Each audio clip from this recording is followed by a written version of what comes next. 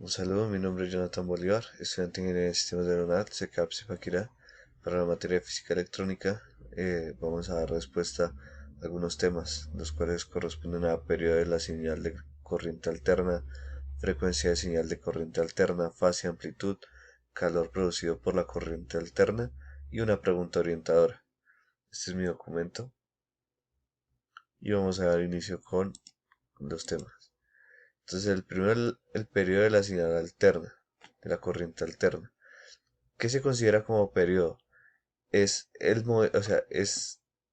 movimiento que se genera de la corriente al llegar a su punto más alto. Por dar un ejemplo que voy a manejar siempre, de que la corriente parte de cero hasta, ejemplo, 9 voltios, baja y retorna hasta menos 9 voltios y vuelve y sube a cero. Porque realmente esta es la oscilación que hace, en la cual no se repite. Si seguimos mirando de ese punto en adelante, empieza con, esto ya es una repetición de lo que ya mencionamos. Entonces, la definición como tal es que las señales de corriente alterna varían a través del tiempo, pero en determinado tiempo la señal vuelve a repetirse, que era lo que les mencionaba hace un rato. Esta es la señal original, ¿sí? Pero de ahí para allá, como se ve en la imagen anterior, ya es repetición como tal. Entonces, a este tiempo se le llama periodo. Es el tiempo en el que realiza esta oscilación, ¿sí? En el que sube al valor, baja al valor y vuelve al punto inicial. Y se indica con la letra T. Es lo que nos representa como tal el periodo. Y sus unidades de medida son los segundos. La frecuencia de señal de corriente alterna viene a ser la cantidad de veces como lo que hablábamos anteriormente, el periodo se repite en el tiempo. Entonces, la frecuencia, digamos acá, la oscilación que veíamos inicialmente, si hace una sola en un segundo, entonces es un solo ciclo, esto se mide en hercios. Entonces, hizo una sola, por decirlo así, oscilación en un segundo, entonces hizo un solo ciclo. Pero si en un segundo de tiempo hizo 5 ciclos o hercios, entonces ahí ya está variando. O sea, ahí ya se nota la diferencia entre periodo y frecuencia, ¿sí? Que es, digamos, acá hizo 5 ciclos en lo que pudo haber hecho uno, y entonces a esto se le denomina como frecuencia de la señal de corriente alterna. La definición es que la frecuencia es la velocidad a la que la corriente cambia de sentido por segundo. Se mide en hercios, lo que ya les mencionaba, una unidad internacional de medida donde un hercio es igual a un ciclo por segundo, que era lo que veníamos hablando. Como podemos ver, en el periodo T es igual al tiempo en el que se demora eh, este ciclo, ¿sí? Y la frecuencia se denomina como uno dividido en el tiempo, que en este caso daría 3 hercios, ¿sí? Entonces, esta es como la ecuación, la fórmula en la que se define la frecuencia. Ahora, fase y amplitud como tal. Entonces, dice que la amplitud como tal nos define como el ejemplo que les daba hace un rato. Entonces, es eh, qué tanto sube o qué tanto baja el valor de la señal como tal, ¿sí? De la energía, de la corriente, por decirlo así. Entonces, por ejemplo, si acá arriba lo que les mencionaba, digamos, vamos a tomar como ejemplo eh, 9 voltios. Entonces, parte de 0 hasta 9 voltios, baja de nuevo y va hasta menos 9 voltios. Y luego regresa al punto inicial. Esta es la amplitud, qué tanto sube y qué tanto baja. Y se define como la amplitud de la señal se refiere al valor máximo que ésta alcanza. Es la distancia máxima entre el punto más alejado de una onda y el punto de equilibrio o medio, que era el que les decía que parte de cero hasta ejemplo 9, baja hasta cero y baja hasta menos 9 y regresa hasta el cero. La fase como tal es el ángulo de fase o fase de una señal que se refiere a su desplazamiento hacia la derecha o hacia la izquierda con respecto a una referencia, que es como se ve en esta imagen, que esta viene a ser la fase, ¿sí? Que es la variación de la señal hacia la derecha o la variación de la señal hacia la izquierda.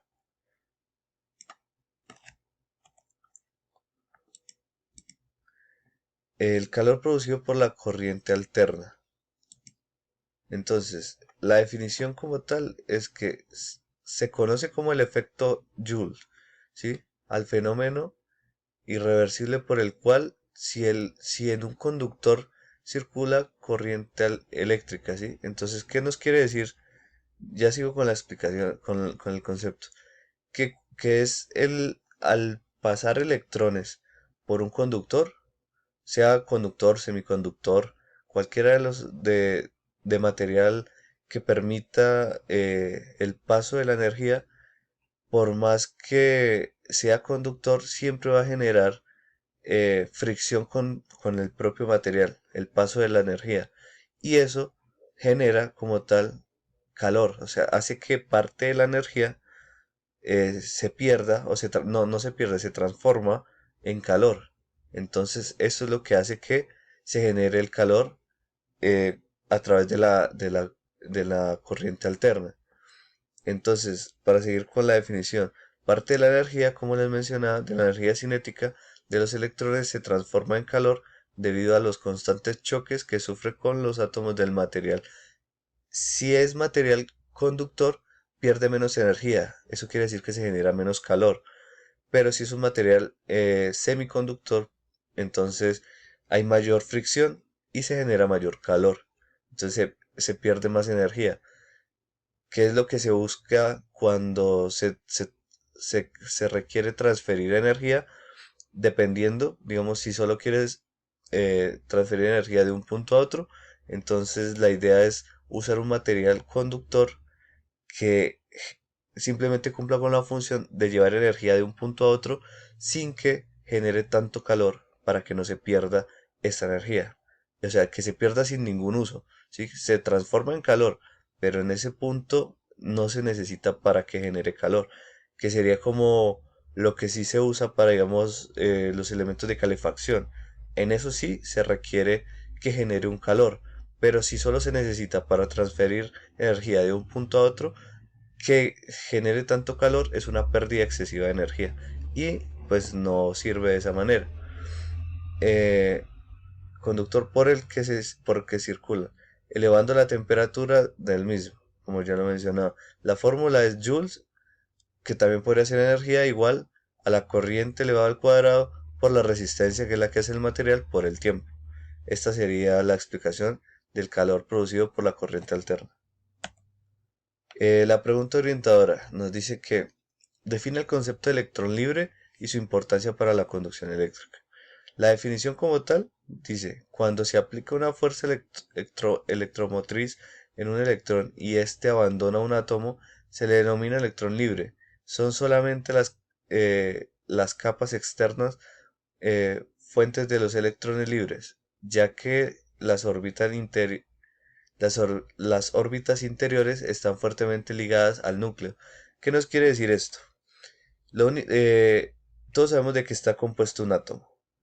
La materia está compuesta de átomos y los átomos están compuestos de eh, neutrones y protones, que son los que están en el núcleo, protones que están cargados positivamente, neutrones no tienen carga eléctrica, pero los electrones están oscilando continuamente alrededor, que están atraídos pues por eh, la energía, o sea, por los protones, que son el contrario a los electrones, ¿sí? Que tienen carga positiva y se atraen. Entonces, pero entonces están repartidos en diferentes, eh, digamos, áreas del propio átomo. Entonces, los que están más cerca al núcleo se mantienen, o sea, se mantienen atraídos de una manera muy fuerte. Pero estos que están más alejados tienden a no tener esa atracción tan fuerte. En algún punto, los electrones que están bueno, se me fue el nombre en este momento. eh, en las órbitas más alejadas tienden a poder irse de un átomo y cambiar a otro. ¿Qué pasa? O sea, ¿cuál es la importancia de que esto pase? Si se hace de manera controlada, el paso de este electrón a otro átomo podría ser como tal en un circuito, que lo que podría hacer es que en el transcurso de que este electrón pasa a otro átomo, podría encender un bombillo, podría encender, bueno, algún elemento eléctrico, y eso es lo que genera como tal eh, la intensidad eléctrica, que es lo que nos permite hacer que casi todo lo que se maneja actualmente eléctrico, o sea, que funcione con energía eléctrica, funciona. Es el paso de electrones que se produce por esto mismo, por el salto de electrones de un átomo a otro o de un punto a otro. Entonces esta es la explicación de la pregunta orientadora y de la